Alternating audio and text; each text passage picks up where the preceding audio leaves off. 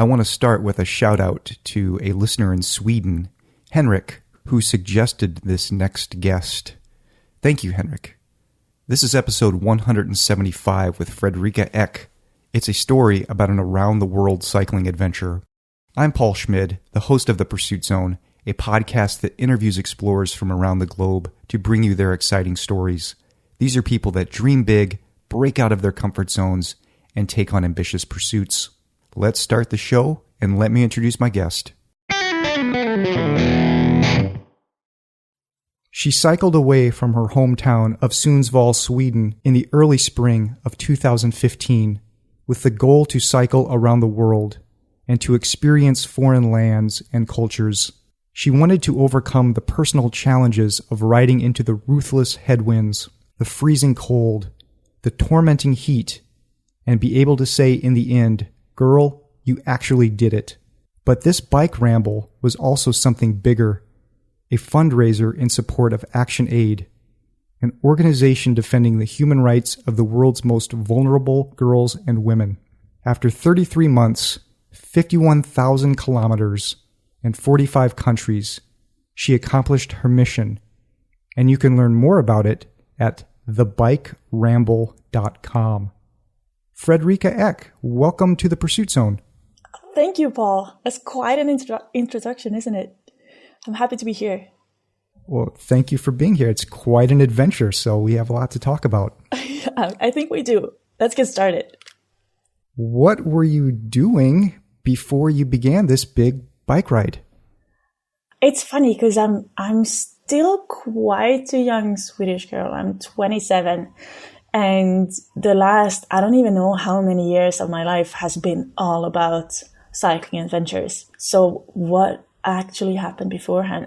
I come from northern Sweden and spent my childhood just being any girl growing up in any house, in any street, and it's just very, very random, safe, secure childhood in a very ordinary family in Sweden. I found tennis to be my best thing in the world as a kid. So I played sports and I went to school when I was young.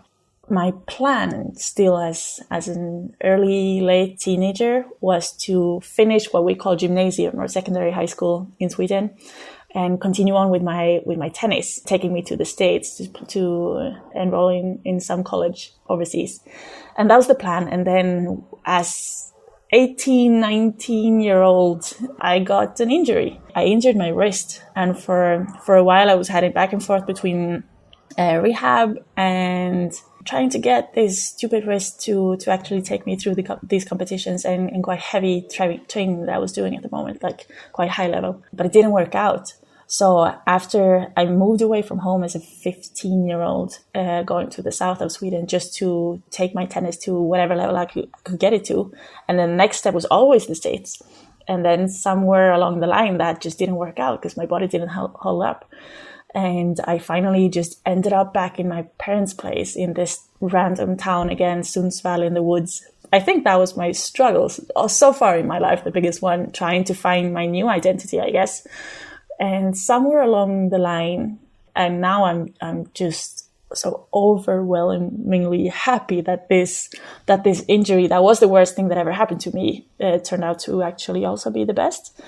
So somewhere along the line, I just found cycling and traveling by bike and having adventures through this amazing tool that is the bicycle. I always had the plan when I started this. I'll just do this one trip and then I'll go to university, just like my parents are hoping for me. And then I just have to make this trip. And then I just have to make that one. And then came the round the world. And even coming home from that one, I was just, okay, I'll just do this. And still that's my mindset. But at the moment, things are moving so fast back here in Sweden. I've been home for a year and a half. And there's books, there's documentaries, there's too many podcasts to record, and I'm just traveling through the country, really giving talks and doing I have a lot of engagements connected to my cycling in different sorts of ways and photography. And so I'm still like postponing that growing up bit a little bit more each day. So now my mindset is I'll just head into the northern Nordics on this epic bicycle adventure this summer, and then maybe we'll see what happens. Before you set out on the bike adventure, I mean, how did you learn how to do it? Where did how did you learn how to go on a bike adventure? I learned how to go on a bike adventure by going on bike adventures. Really, that's, I think, with a lot of things in life, that's unfortunately, or funnily enough, the only way to do it.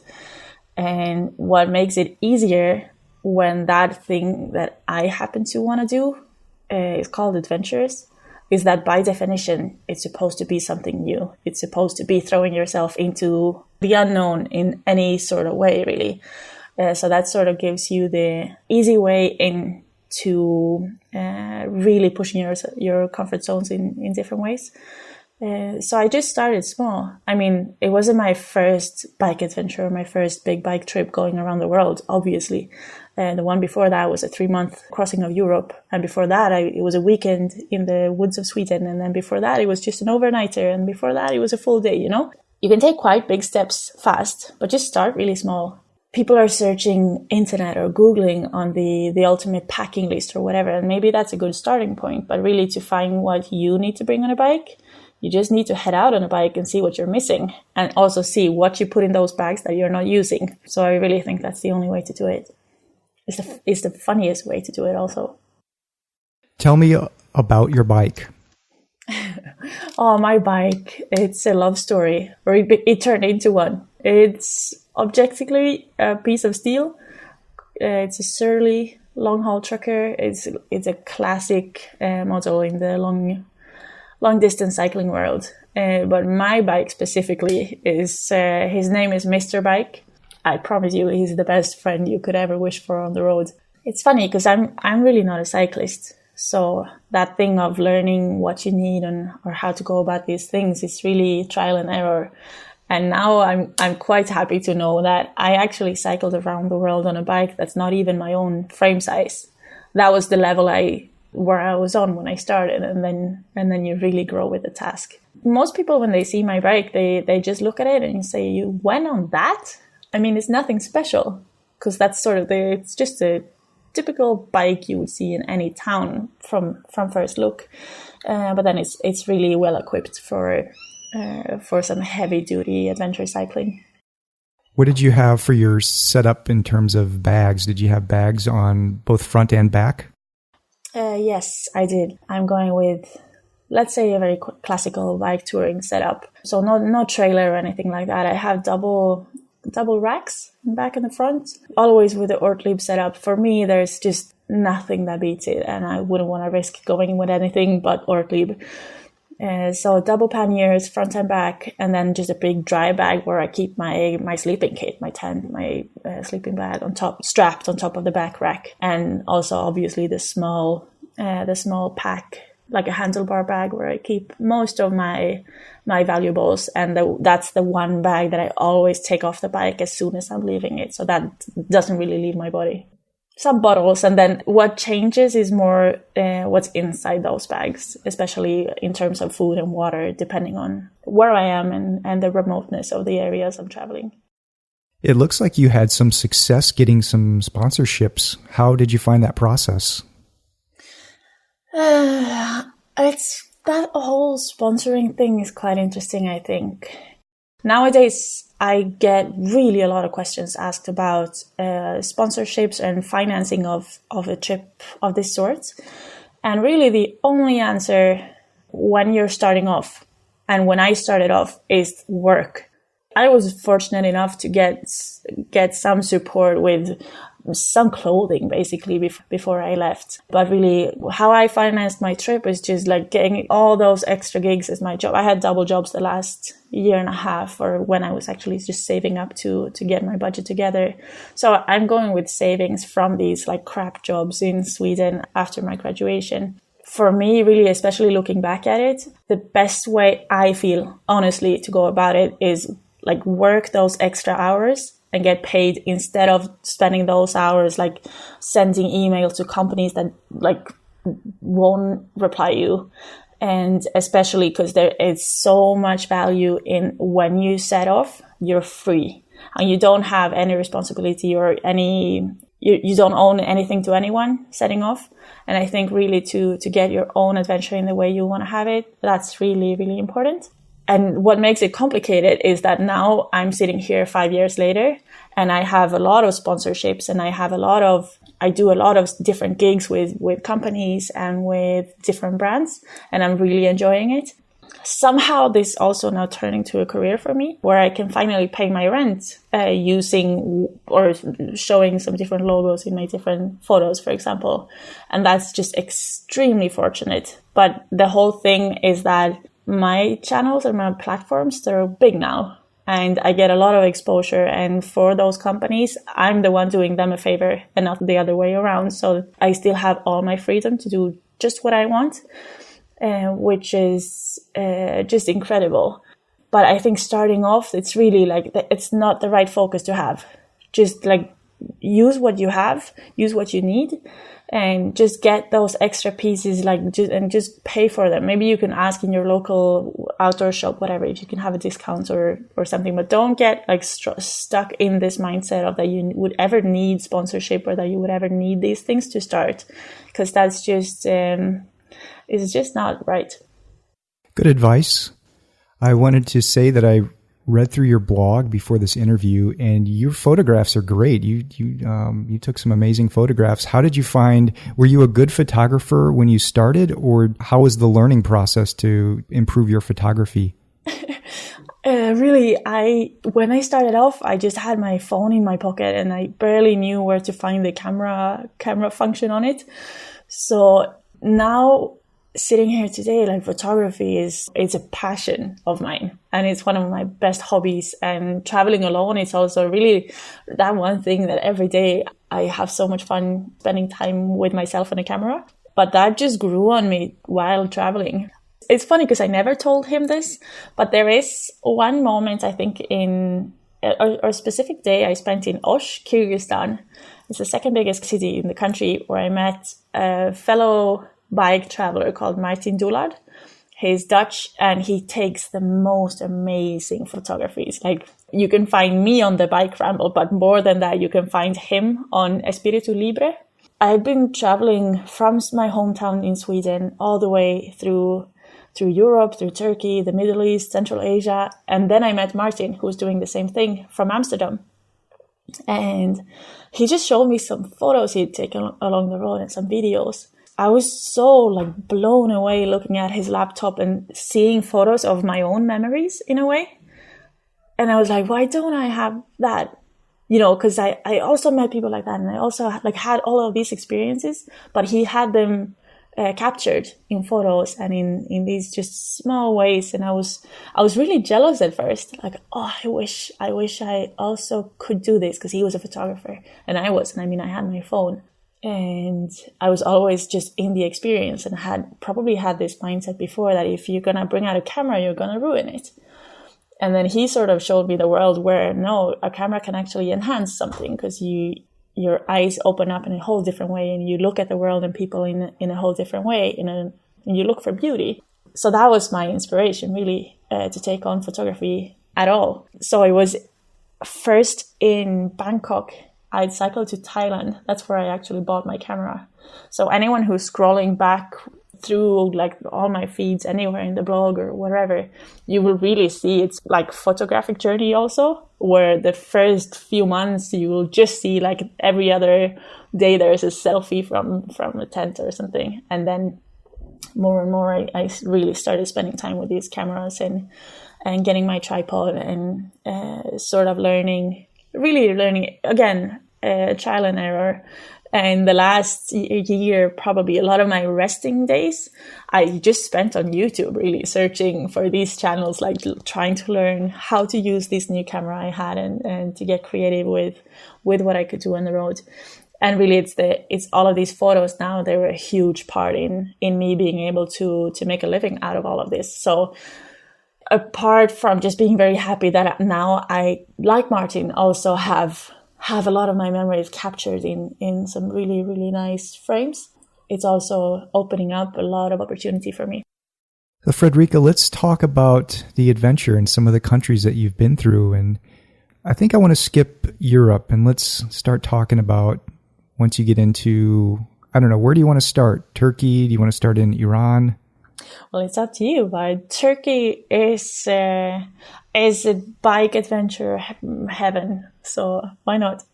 Before we do that, though, I want to set up a little story, and that is you have a mission.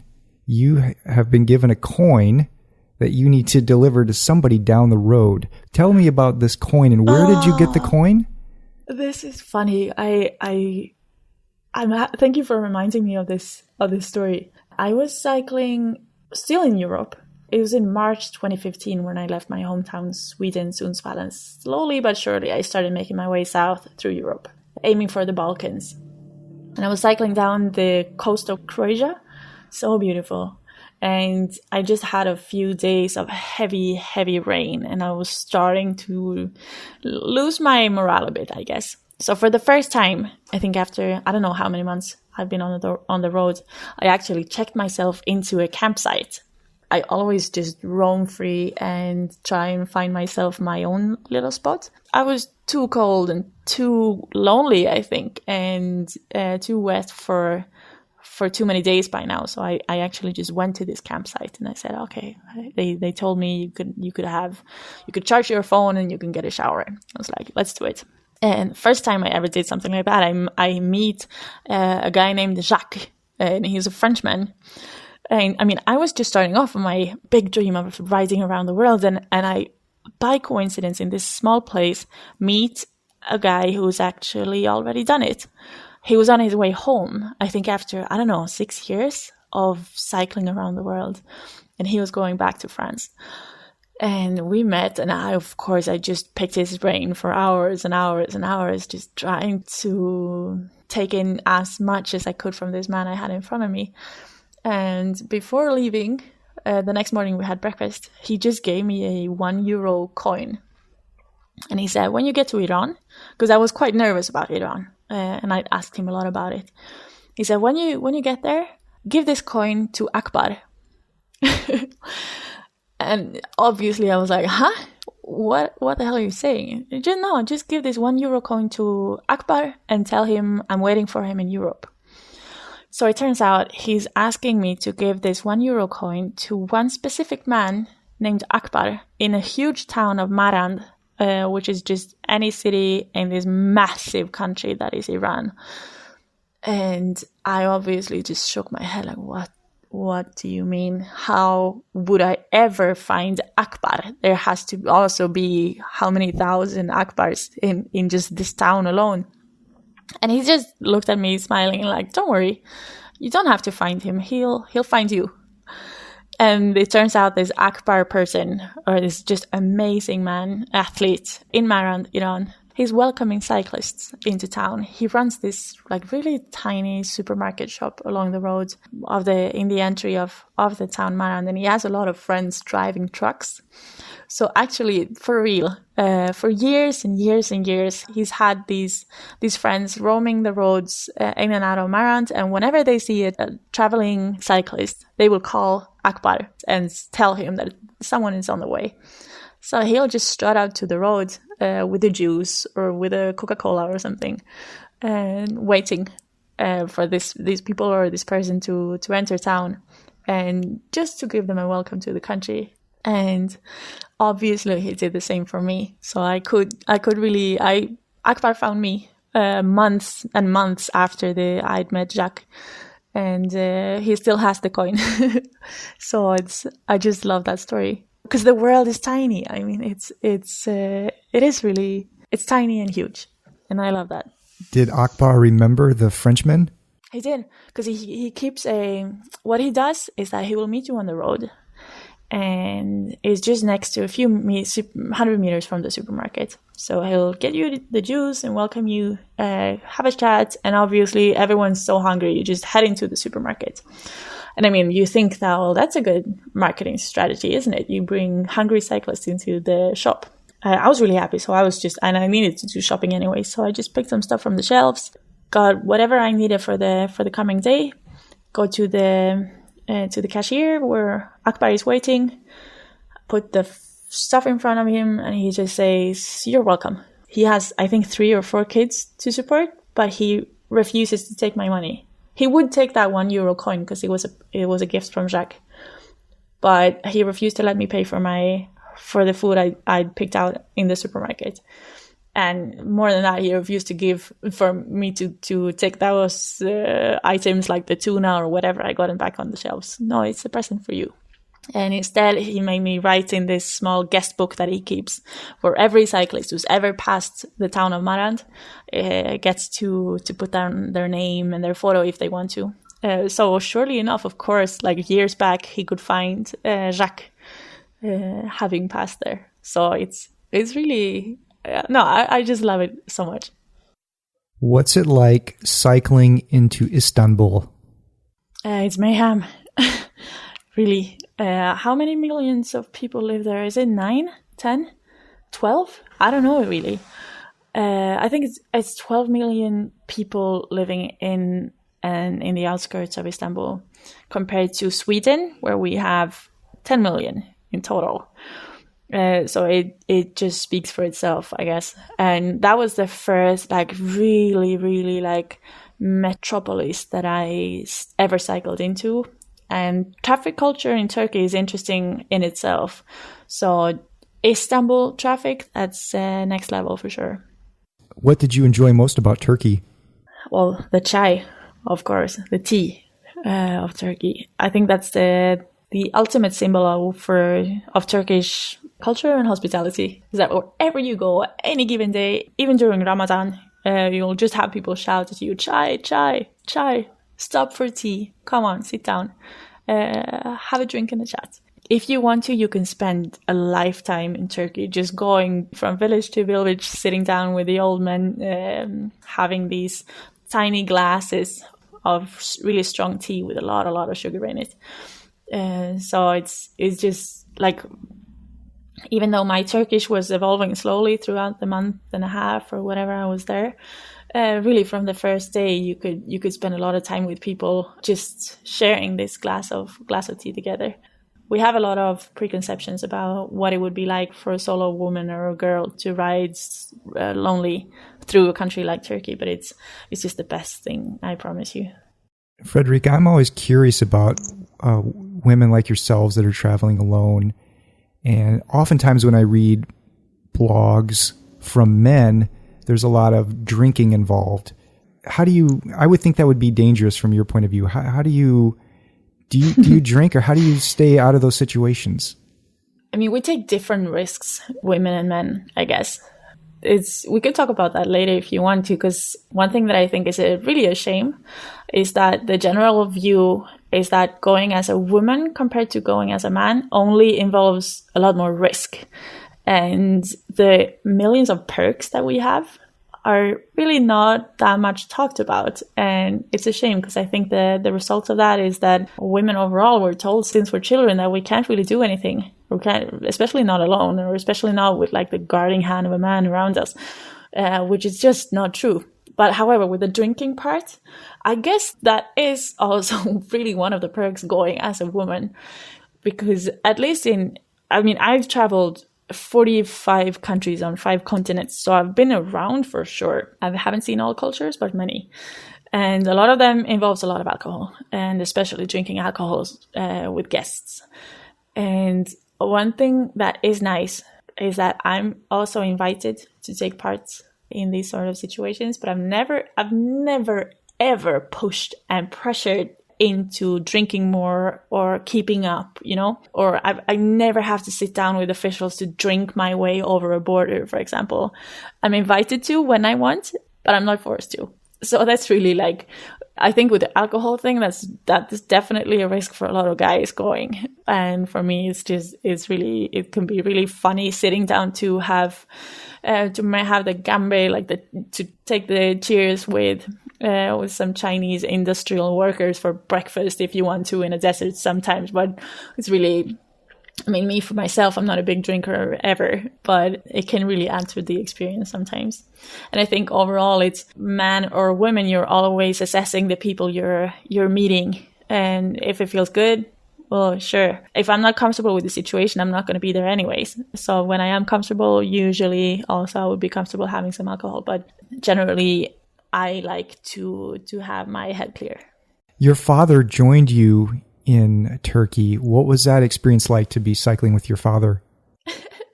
It was funny, I have to say. I'd spent a good month already in the country when my dad arrived by plane from Sweden.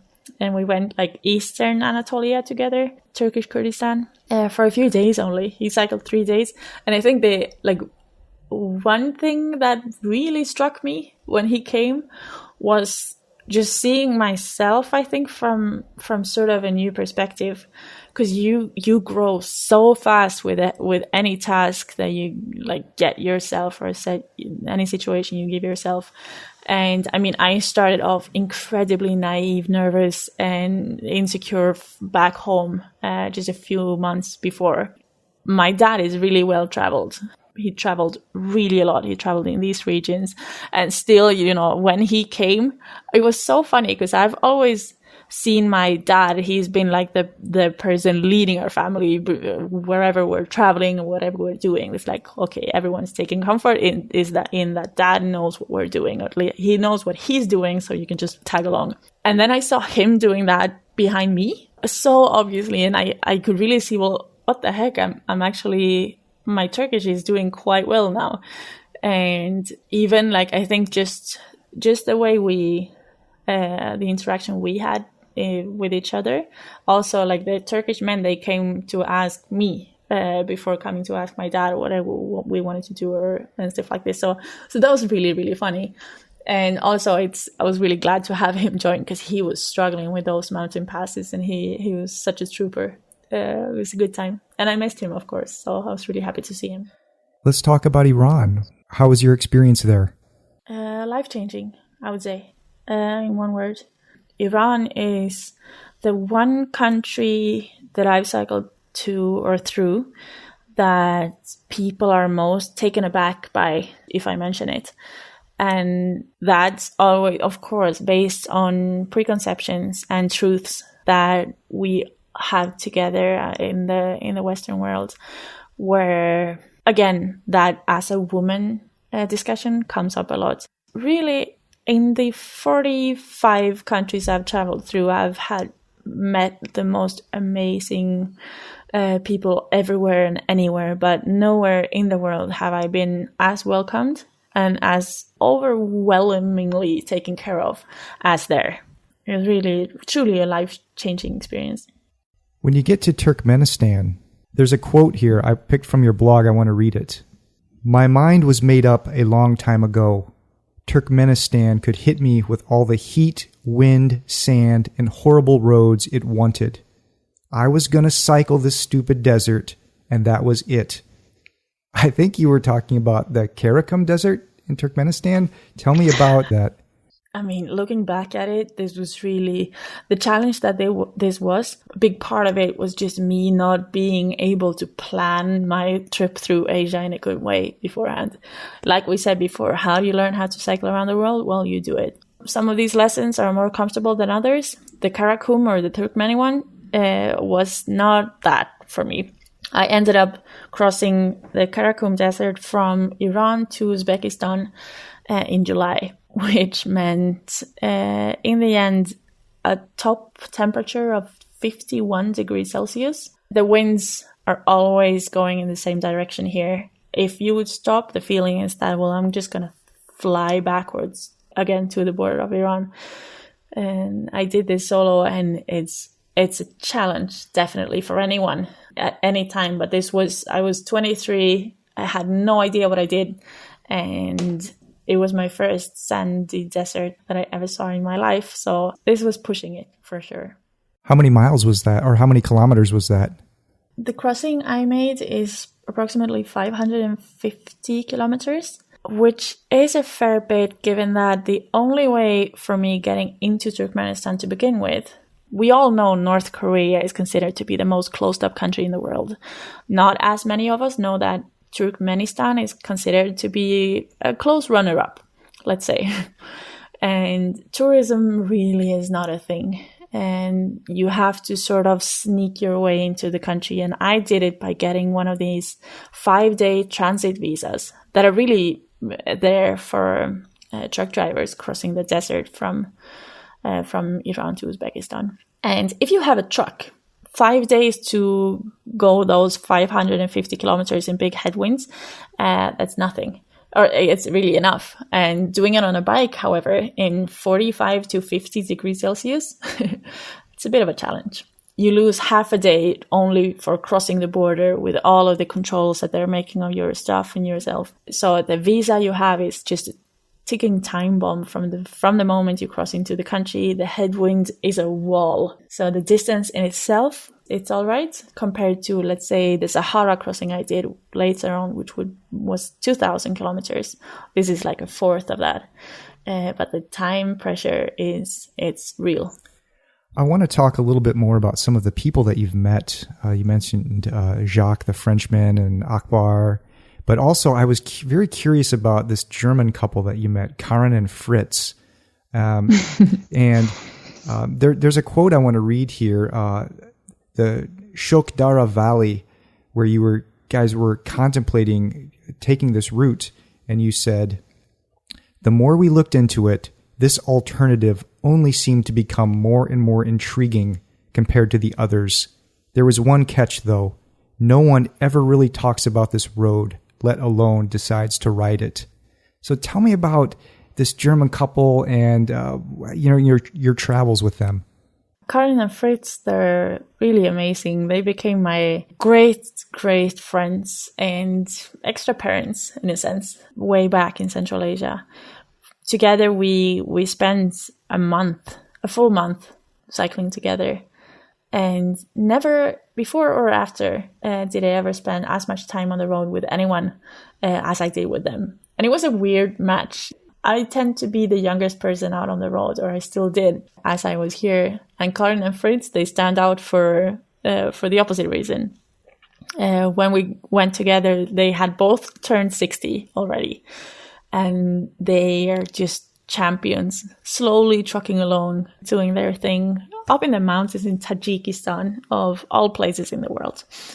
And we just became this small, really weird cycling family for a few weeks up there, and decided to take on a sort of a different route that would be the expected one, called the Shokdara Valley, and taking us really deep into nature for a while. And that was the first time I was as remote, I think, ever. And I was really comforted, or I was comfortable enough to do it just because I had that great company together with Karin and Fritz. So it was an easy way for me to sort of push my limits a bit as it comes to remoteness and emptiness, and also taking the unbeaten track. I was picking up a lot of lessons apart from just having the time of my life together with these people, which I could directly later on apply also when I was on my own. They were 60. When did they start their adventures? How long had they been adventuring? They've been doing some really amazing bike trips for years and years. They still have their house at home. They have jobs. They do the parallel worlds where they do these amazing cycling adventures, and then they go home and they put on a tie and go to work. They have kids. They have a house. They have their responsibilities, and then they just really take big breaks from them. I think they spent, at this point, 1 year on the road in total. We met again later on in Vietnam. And so we were really good friends there throughout Asia. And I actually know, and even years afterwards, as I was coming home, they'd been home for almost 2 years already. I was happy enough to be able to pass through their hometown in Wolfsburg in Germany. So we met again. And they actually hosted me in the house, and I got to meet their children that I heard so much about under these starry night skies in the Pamir Mountains. That was really amazing. And now I'm home, and they are actually back on the road again, roaming Mexico and going south through the Americas. So they're big role models for me. On your way to China, you go through Kyrgyzstan, and you write that the ride between Murgab and the border to Kyrgyzstan takes place on this completely surreal mountain plateau. What do you remember about that?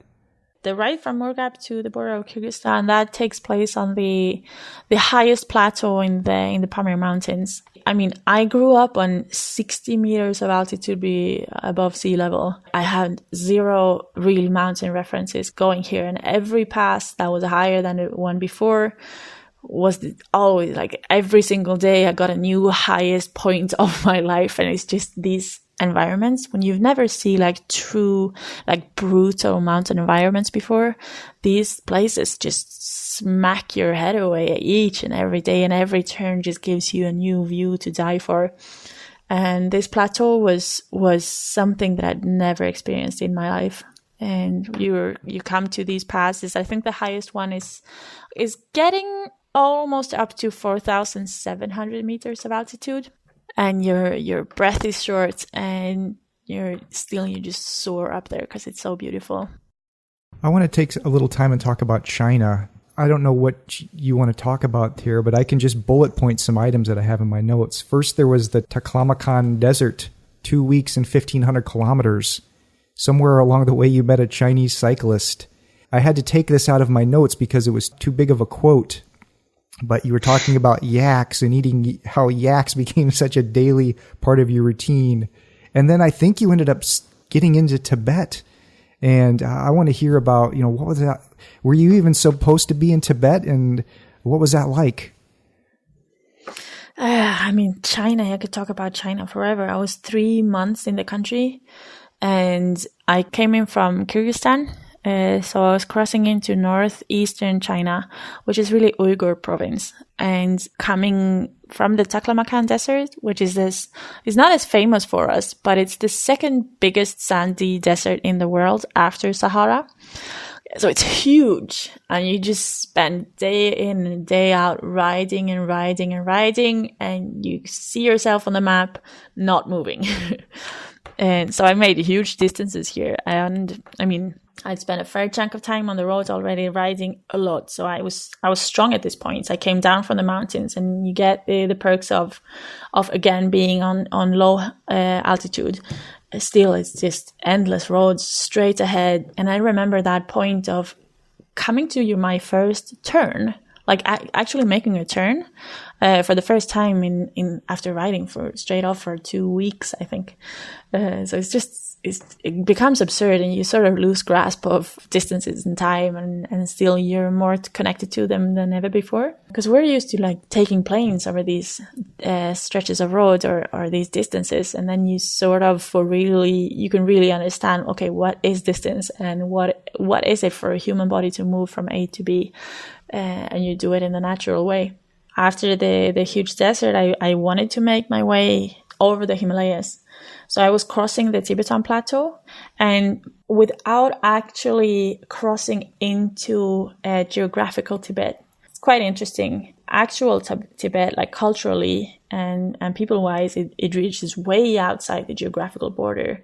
So without like sneaking past the military checkpoints or trying to make a visit legally with guides and get the Chinese packaged version of Tibet, I could actually still experience it, and in my own way and on my bike.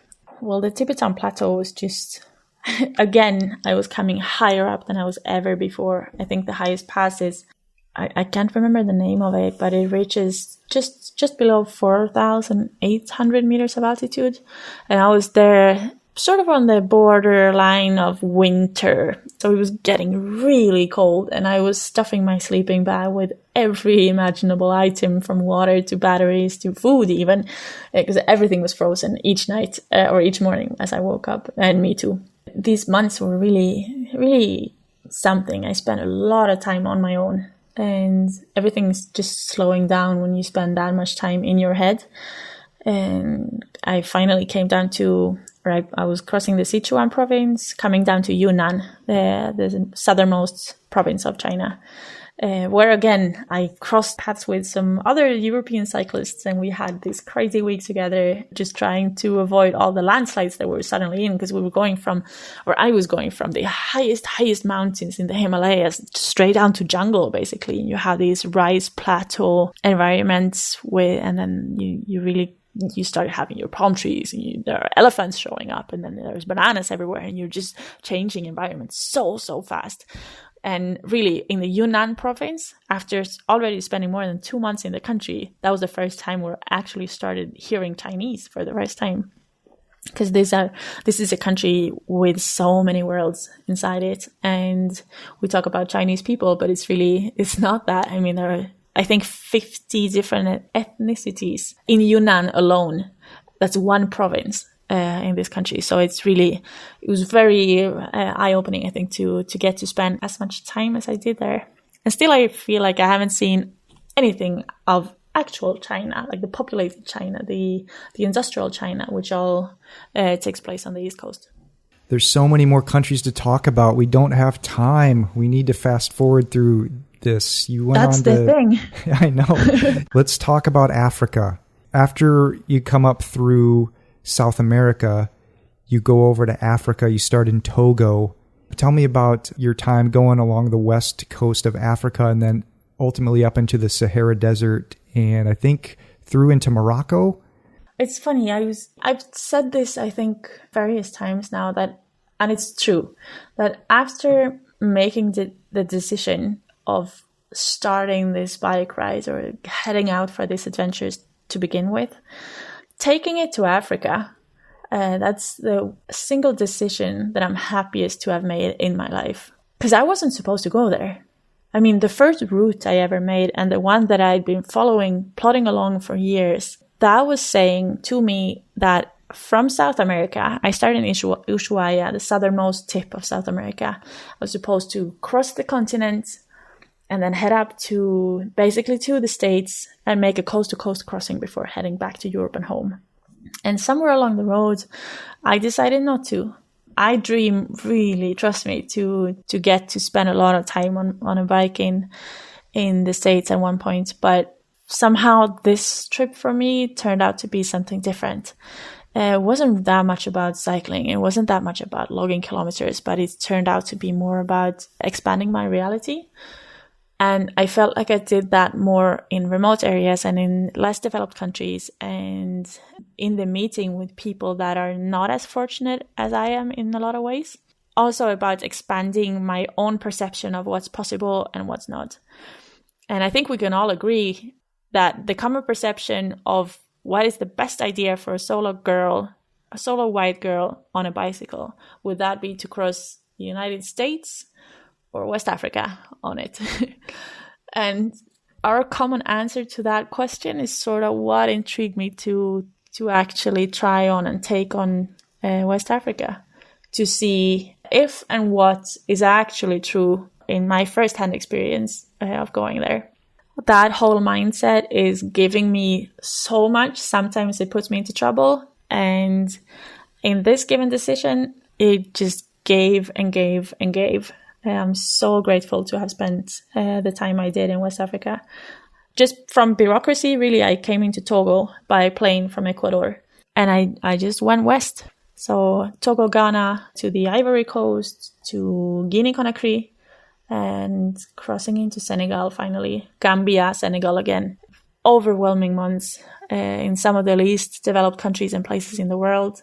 And I was welcomed. And I was taken care of in ways that I could never have imagined. And this was all the while, more than ever before, having all my social media platforms being like flooded, I guess, with comments from well-meaning people at home telling me how dangerous it was and how much my experience would be the opposite one there. Usually by people who'd never spent a minute themselves in the region, which is interesting in itself. It appears that you had a very successful fundraising campaign for ActionAid. And when you were in Africa, you had a chance to meet up with some of the ActionAid, on the ground. Tell me about that experience. Yes. And about ActionAid a little. was one of the best days of my life, for real. In Senegal, in a small town of Koussanar, I finally, after years of trying different locations, I got to actually make a visit in some of the projects that ActionAid are running. This is an organization that also works in 45 different countries globally. They're all over the world, working locally, on the ground, with this simple and impossible task of securing basic human rights for women and girls. And we've had like authority stopping me from even entering the regions where they're working beforehand, say in Vietnam, for example. And finally, everything worked. And I got to make this visit in Koussanar, just a random small town on the countryside in Senegal, where all girls go to school and where the women are working in the fields without having their kids tied on their back and running around their feet. They have some of the most successful numbers when it comes to stopping female genital mutilation in the world. We're actually bringing in experts from here, from Senegal to Sweden at the moment, because we have a lot of new people coming in here and we have growing issues with the same problem. And it was amazing. After the fundraiser I did was distance-based, and I started it back home before I even started the trip. And the years on the road had really opened up my eyes, not only to what the lack of human rights is in reality, and not just in statistics, or not just in reports, or not just in news feeds, but these are my friends that I met and left in the same place where I found them. And you start off you just open your eyes more and more for each day. It's incredibly uncomfortable. And being fortunate enough to be born in a country like Sweden, we don't have to do it. And that's the scary part. We can choose to live our lives very comfortably with eyes closed. And I've just now came to a point where I don't anymore, and I can't. And so the whole thing with going to Africa also was very much about getting insight into the work of ActionAid. And it's just so mind-boggling to be able to sit down with these actual women who are on the other side of the fundraiser.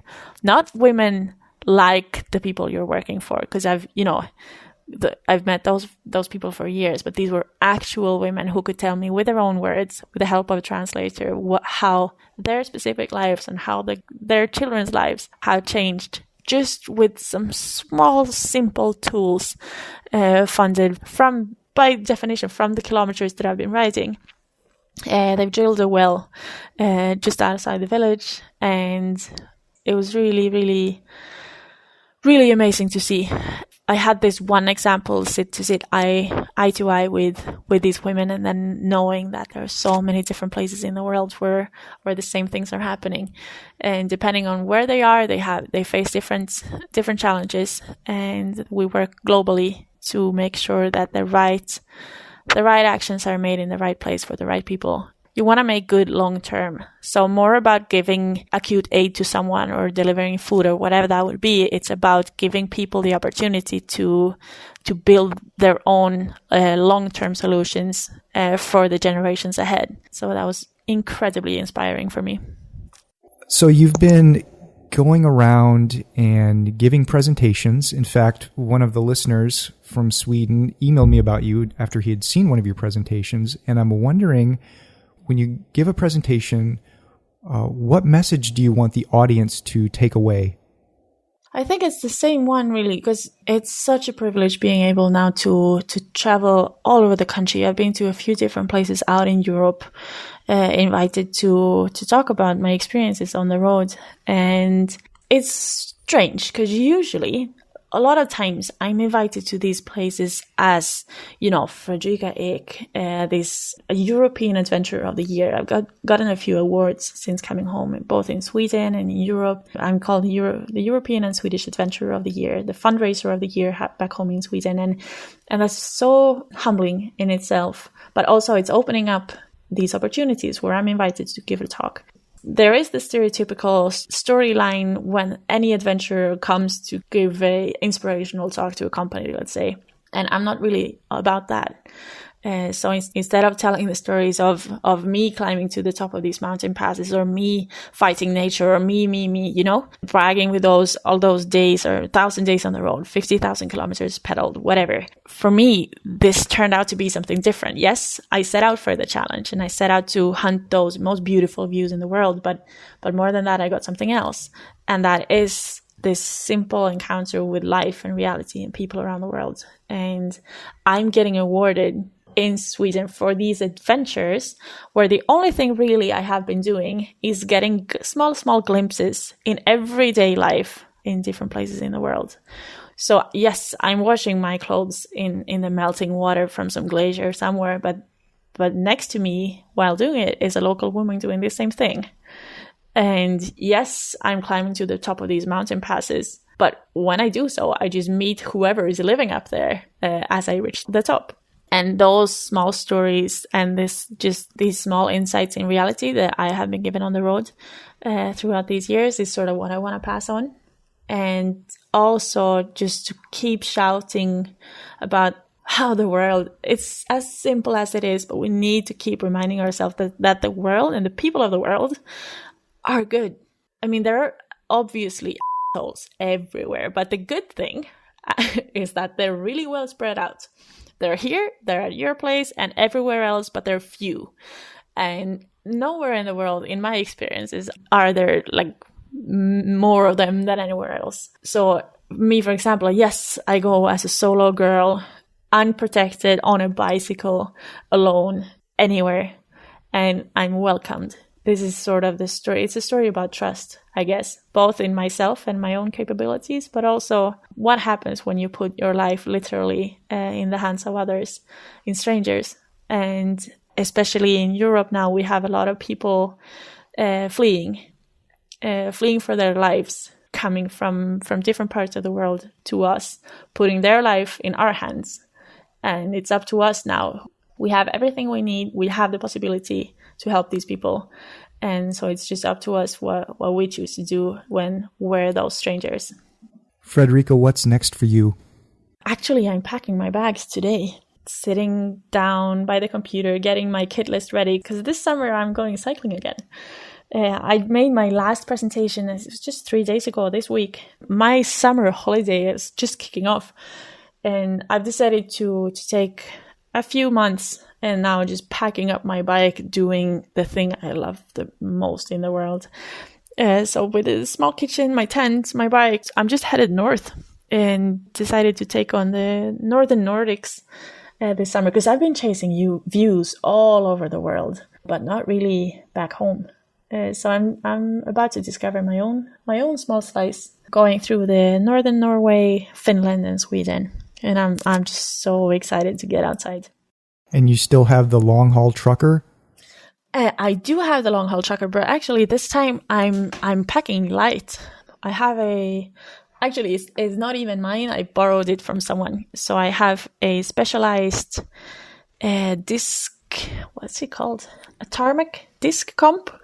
Which is it's a carbon fiber bike. Suddenly, I'm going quite fast these days compared to what I used to, and I'm going to. Well, that's the experiment this afternoon for me, to just get some bike packing bags onto the race bike to see if I can get all my stuff on it, because it would be cool. I feel like now I'm sort of like moving towards sort of a lighter setup, especially now I'm going just for a few months, not years, and I'm just going through summer. I don't need to bring as much gear, especially not as warm of a sleeping system, which can make myself quite light and make those distances each day a bit longer, which in itself mean that I can bring less food, which makes me lighter again. So there's a good circle. So we'll see what happens, and I will keep sharing as I always do my experiences, and especially those photos on my social platforms. And that's of course the blog is on thebikeramble.com as always, and wherever you search for Fredrika Ek, you will find me on Instagram and Facebook. Are you still taking donations for ActionAid? Yes, the fundraiser is running. It has been moving a lot faster after coming home. how funny is that? A distance-based fundraiser that speeds up as the kilometers run out. We're up way over 1 million Swedish kronor raised, which I guess would be, say, 100,000 euros, basically. The fundraiser is still there. It's always running. I released a book a few months back now. It's called Around the World in 1,000 Days. And also a lot of the sales from the book, they go straight to the fundraiser. So I always keep trying to get the message out there, because I crossed my finish line, yes, but all those people are still out there in their everyday life. I get awards back home, but those women that I was standing next to washing their clothes, or whoever is not going to school, those girls I met along the road, they're still at home in their everyday life. So I just want to like pull my weight into making that just a little bit easier for them. Fredrika Ek at thebikeramble.com. Thank you so much for taking the time to come on the show. I really appreciate it, and good luck this summer on your adventure. It was a pleasure. Thanks again for listening. You can find this episode online at thepursuitzone.com/TPZ175. That's TPZ175. Be sure to head over to thepursuitzone.com, where you can find links to subscribe to the show, and be sure to like the show on Facebook or follow along on Twitter. The handle is at thepursuitzone. If you want to send me feedback, you can write me at paul@thepursuitzone.com, or you can also leave a voice message at speakpipe.com/thepursuitzone. This episode was recorded on June 22nd, 2019. For the show notes and more great adventure travel podcasts, visit thepursuitzone.com.